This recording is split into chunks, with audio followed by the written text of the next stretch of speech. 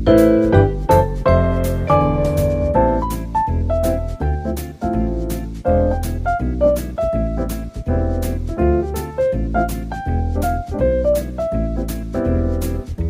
साथियों को नमस्कार, जय हिंद। हमने जो टॉपिक स्टार्ट किया था हाइड्रोकार्बन्स, और हमने क्या पढ़ा था, हाइड्रोकार्बन्स क्या होते हैं और हाइड्रोकार्बन्स का क्लासिफिकेशन पढ़ा। उसके बाद में हाइड्रोकार्बन्स के अंदर हमने स्टार्ट किया था एल्केन्स के बारे में। आज हम एल्केन्स की प्रिपरेशन को आगे बढ़ाते हैं। एल्केन्स का प्रिपरेशन है वो कैसे करते हैं, उसमें हमने स्टार्ट किया था।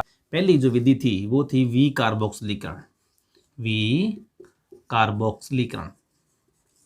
उसमें क्या किया था अपन ने, वी कार्बोक्सिलीकरण में हमने क्या किया था कि कोई अपने पास में एसिड का सॉल्ट है, यानी सोडियम एसीटेट कह दो आप, सोडियम प्रोपेनोएट कह दो, कुछ भी हो, और इसको जब पास करते हैं किससे, सोडा लाइम से।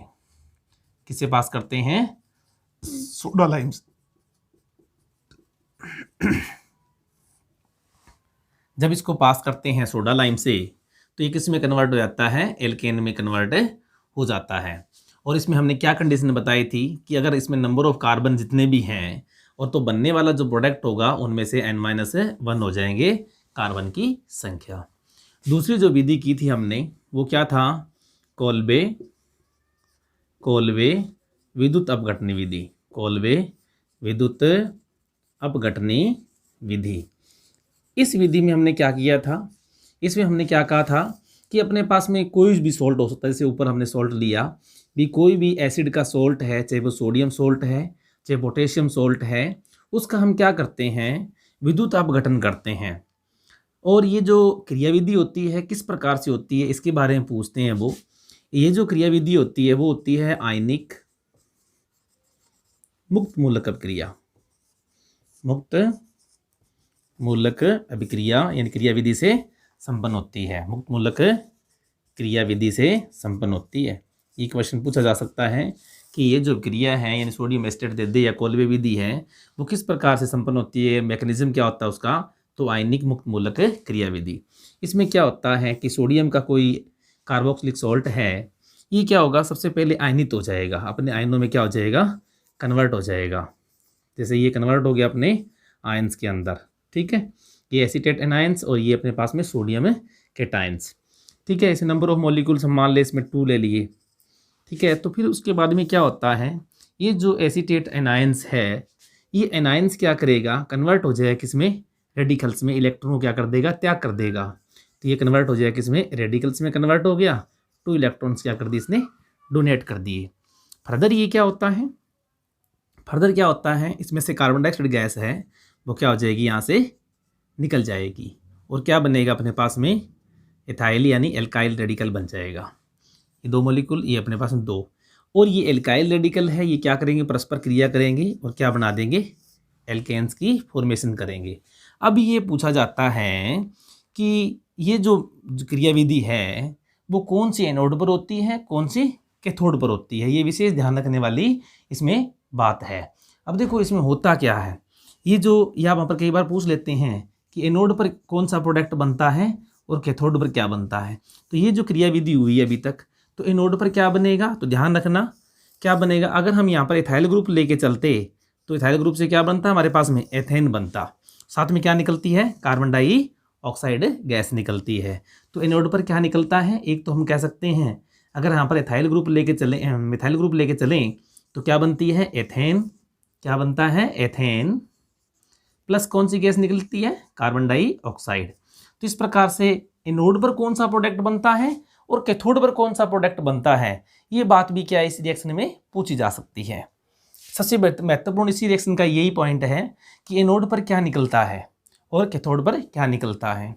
अब कैथोड की बात करें हम, तो कैथोड पर क्या होगा, कैथोड पर क्या होगा, हमारे पास में क्या है, 2 एनायंस किसके, 2 कैटायंस किसके हैं, सोडियम के। सोडियम के 2 कैटायंस एटम हैं, ये क्या है, 2 इलेक्ट्रॉन्स को एक्सेप्ट करेंगे और कन्वर्ट हो जाएंगे न्यूट्रल सोडियम एटम्स में। और सोडियम जो मेटल्स है ये क्या करेगी, फर्दर रिएक्ट करेगी इससे वाटर मॉलिक्यूल से, ठीक है। तो वाटर मॉलिक्यूल से रिएक्ट करेगी तो क्या बना देगी, सोडियम हाइड्रोक्साइड प्लस क्या निकल जाएगी, हाइड्रोजन गैस निकल जाएगी। तो अब आपसे क्वेश्चन पूछा जाता है कि कैथोड पर कौन से प्रोडक्ट बनते हैं, एनोड पर कौन से प्रोडक्ट बनते हैं। तो ध्यान रखना, एनोड पर तो बनेंगे ethane plus carbon dioxide gas, और इसमें क्या बनेगा, इसमें क्या बनेगा, सोडियम हाइड्रोक्साइड प्लस क्या निकलेगी, कौन सी गैस निकलेगी, हाइड्रोजन गैस। तो कोलवे विद्युत अपघटन विधि ये बहुत इंपॉर्टेंट विधि है, इस बात का ध्यान रखना। इसके बाद में देखते हैं जो नेक्स्ट मेथड है वो क्या है।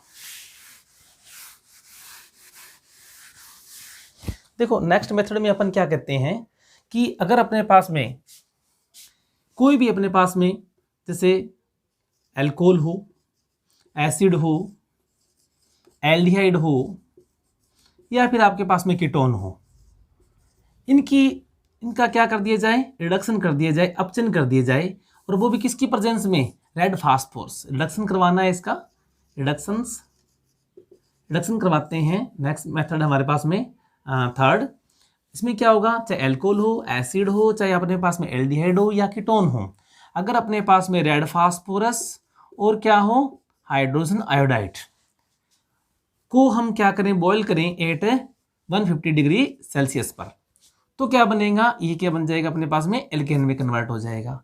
सेम टू सेम ये भी क्या होगा, रेड फास्फोरस है और हाइड्रोजन आयोडाइड है, ये भी किस में कन्वर्ट हो जाएगा, एल्केन में। तो इस प्रकार ध्यान रखना, यदि आपके पास में इस तरह का कोई मॉलिक्यूल दे रखा हो, ठीक है, इस तरह का कोई मॉलिक्यूल दे रखा हो, साथ में क्या रेड फास्फोरस दे रखा हो, रेड फास्फोरस और हाइड्रोजन आयोडाइड दे रखा हो, तो आप क्या बना दोगे, सबको एल्केन्स में कन्वर्ट कर दोगे। ये ध्यान रखना, क्या बनेगा, एल्केन्स बनेगा। तो ये बहुत इंपॉर्टेंट अभिक्रिया है ये एल्केन्स फॉर्मेशन की। अब एग्जाम में एग्जामिनर है वो कई बार क्या वो सिंपल क्वेश्चन पूछ लेता है और कई बार थोड़ा सा घुमा के पूछ लेता है।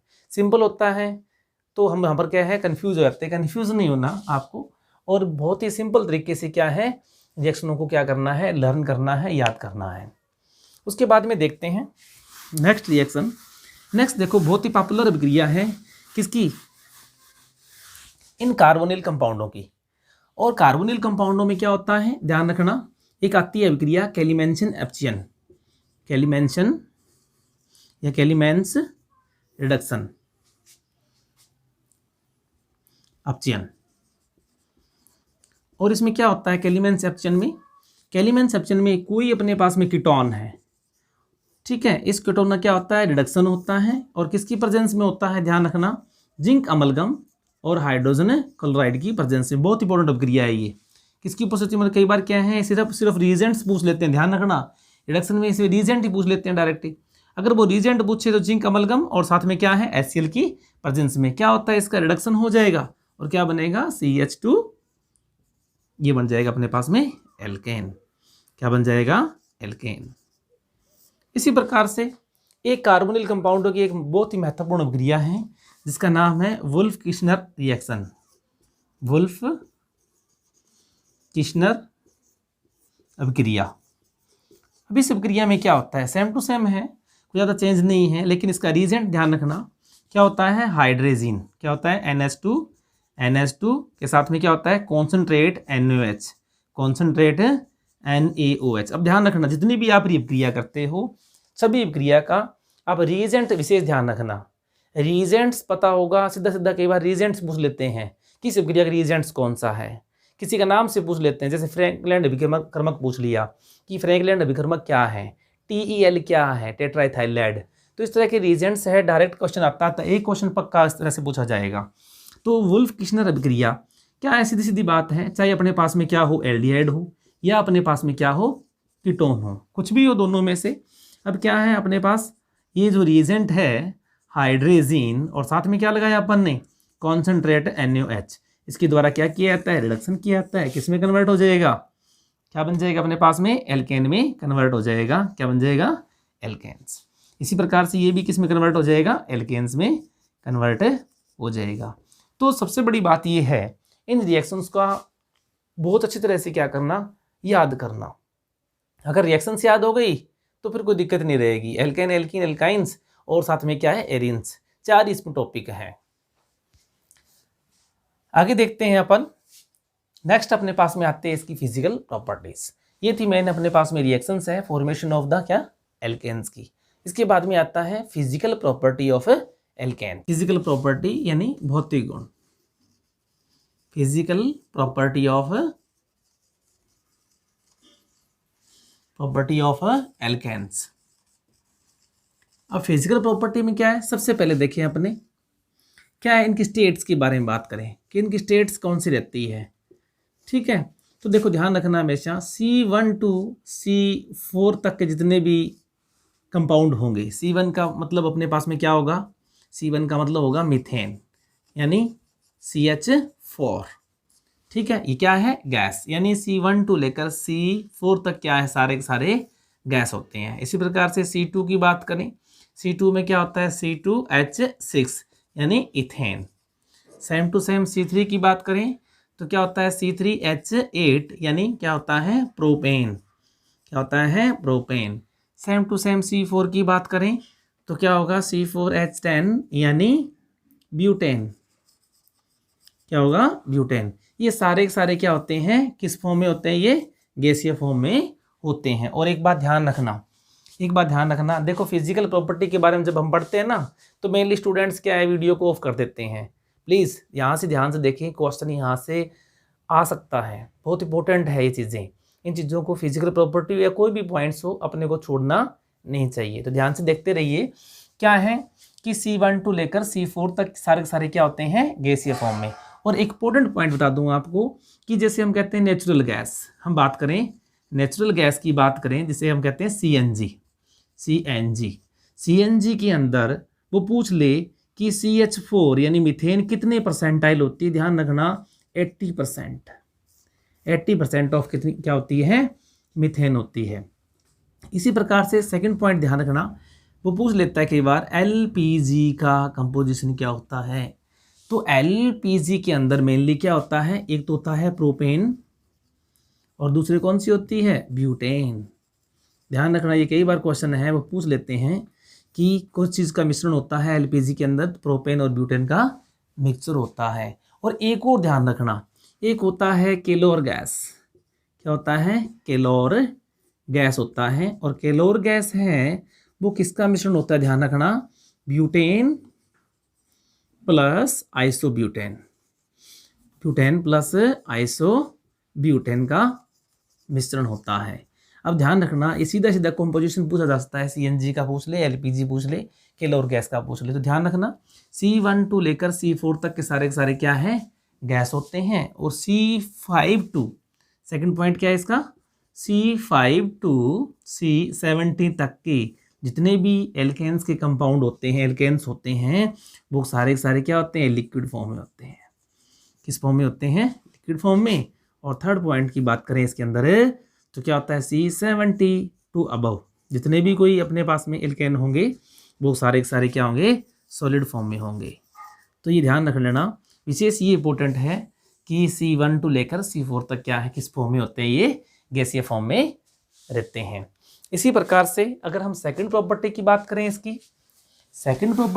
करें, इसकी सोलिबिलिटी देखें हम, तो एल्केनों की सोलिबिलिटी देखें, क्योंकि एल्केन्स क्या होते हैं, नॉन पोलर होते हैं। और नॉन पोलर हैं तो जल में क्या होंगे, एविले। तो सेकंड पॉइंट क्या है, सोलिबिलिटी यानी विलेयता। इनकी विलेयता क्या है, इनकी विलेयता क्या होती है, सोलिबिलिटी क्या होती है, क्योंकि क्या होते हैं, नॉन पोलर। क्या होते हैं, ये नॉन पोलर होते हैं। और नॉन पोलर होने के कारण क्या होते हैं, ये जल में क्या होते हैं, एविले, जल में क्या होते हैं, एविले होते हैं। लेकिन ध्यान रखना, ये क्या होते हैं, कार्बनिक जो सब्सटेंसेस होते हैं, जैसे कार्बनिक यौगिक है, कुछ कार्बनिक यौगिक, जैसे हम कह दें अल्कोहल, बेंजीन, इनमें क्या होते हैं, ये सोल्यूबल होते हैं। क्या होते हैं, ये सोल्यूबल होते हैं। ध्यान रखना इस बात का, क्या होते हैं, इसमें सोल्यूबल होते हैं। ठीक है, अगर आपसे पूछे जल में एविले क्यों होते हैं, तो सीधी बात है कि कार्बन और कार्बन के बीच में क्या है, सिंगल बॉन्ड। सिंगल बॉन्ड का मतलब क्या है, सिग्मा बॉन्ड। और सिग्मा बॉन्ड क्या होता है, वेरी स्ट्रॉन्ग। क्या होता है, वेरी स्ट्रॉन्ग।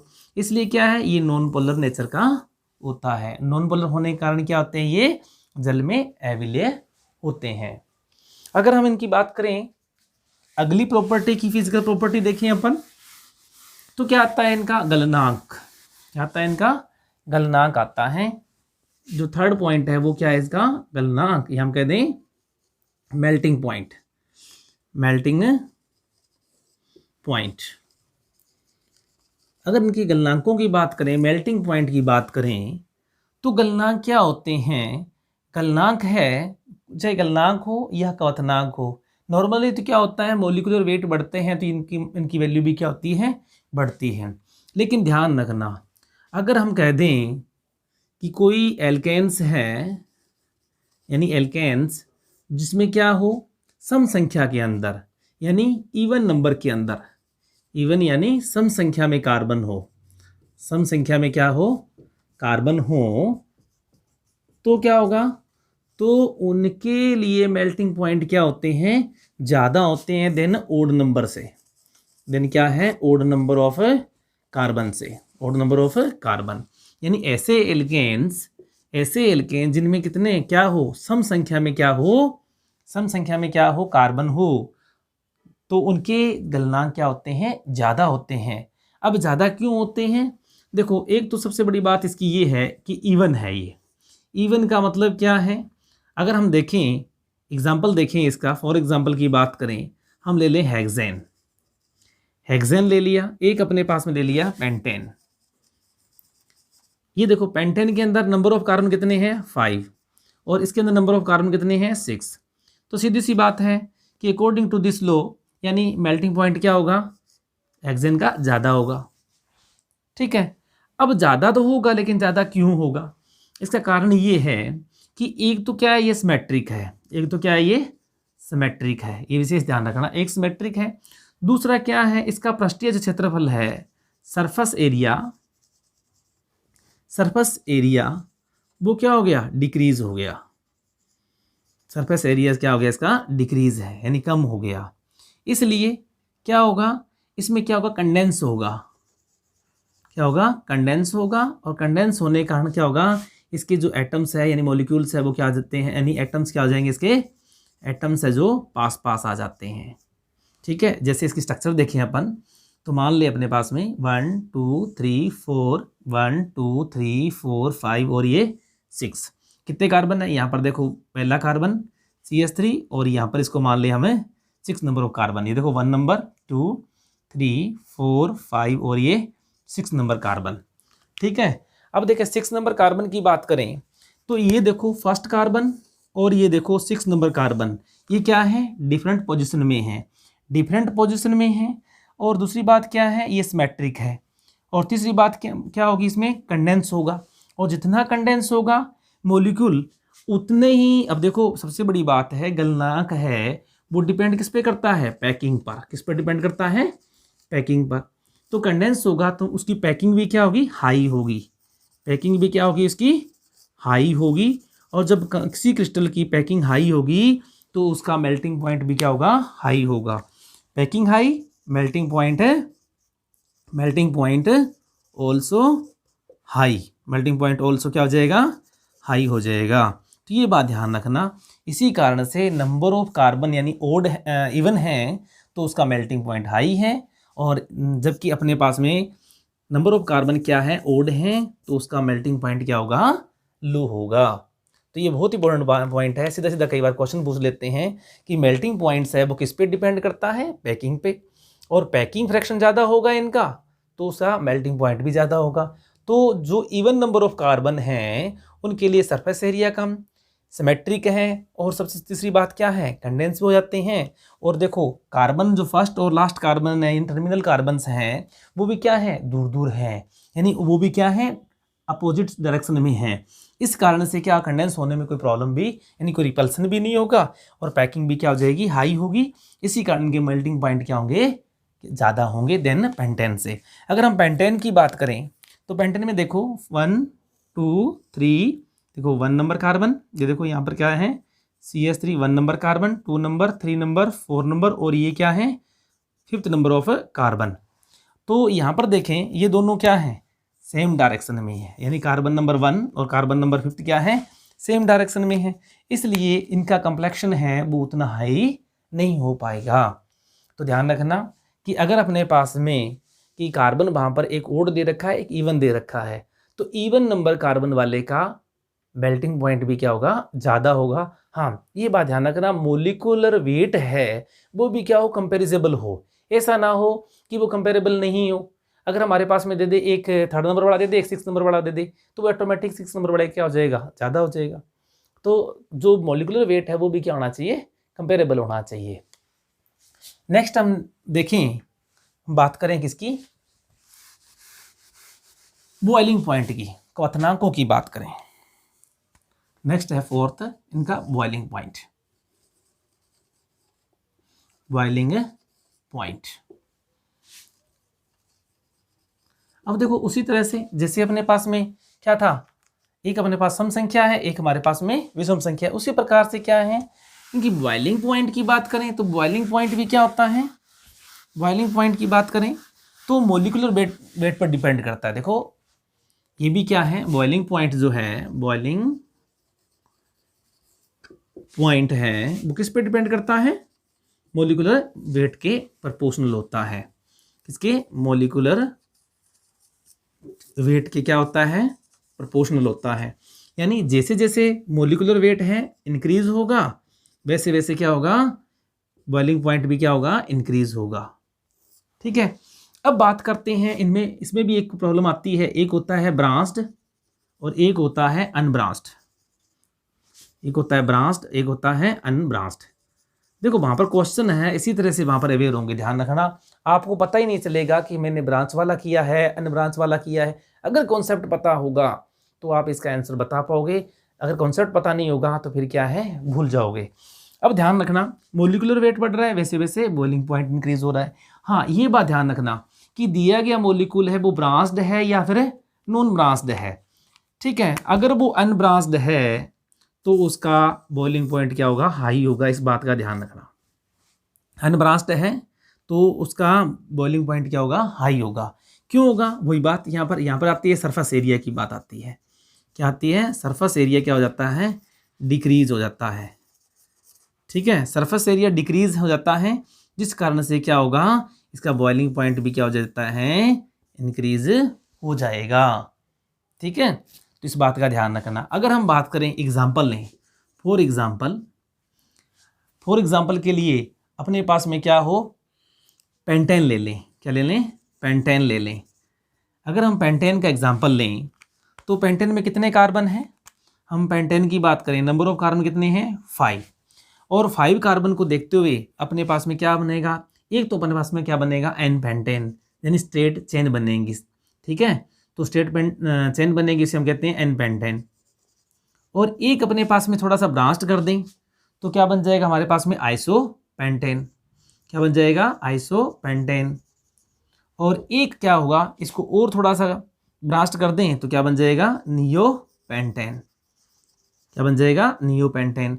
देखो ये नियो पेंटेन है, ये तो हाईली ब्रांच्ड है। क्या ये हाईली ब्रांच्ड है, हाईली ब्रांच्ड है। जबकि ये भी क्या है तो ब्रांच्ड, ये क्या है, ब्रांच्ड। लेकिन ये क्या है, नॉन ब्रांच्ड। नॉन ब्रांच्ड या अनब्रांच्ड हम कह सकते हैं, क्या ये अनब्रांच्ड है। और अनब्रांच्ड के लिए क्या होता है, बॉइलिंग पॉइंट हाई होता है। इट मीन्स एन पेंटेन का बॉइलिंग पॉइंट क्या होगा, हाई होगा, और आइसोपेंटेन का उससे कम, और नियोपेंटेन का क्या होगा, सबसे कम होगा क्या, बॉइलिंग पॉइंट्स। तो इस प्रकार से ध्यान रखना है आपको कि कौन से क्वेश्चन में कौन सी चीज़ पूछी गई है। अगर आपने इस बात पर ध्यान नहीं दिया तो क्वेश्चन आपका हाथ से निकल जाएगा। इसी प्रकार से अगर हम देखें,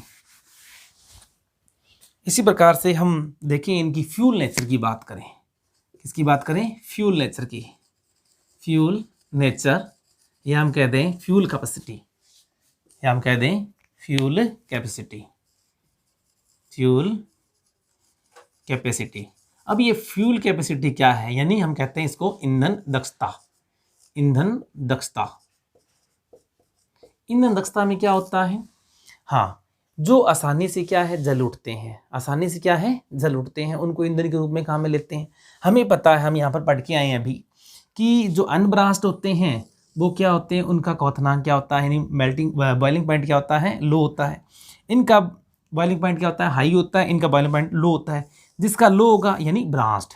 तो ध्यान रखना हमेशा, जो ब्रास्ट मॉलिक्यूल होंगे, किसके, ब्रास्ट एल्केन हैं, उनको क्या काम में लेते हैं, ईंधन दक्षता क्या होती है उनकी, हाई होती है। यानी फ्यूल नेचर है वो क्या होती है इनकी, हाई होती है। उनको ईंधन दक्षता ज्यादा होती है, इसलिए इनको फ्यूल्स के फॉर्म में काम में लेते हैं देन अनब्रांच्ड से, देन अनब्रांच्ड से। तो इस बात का ध्यान रहे।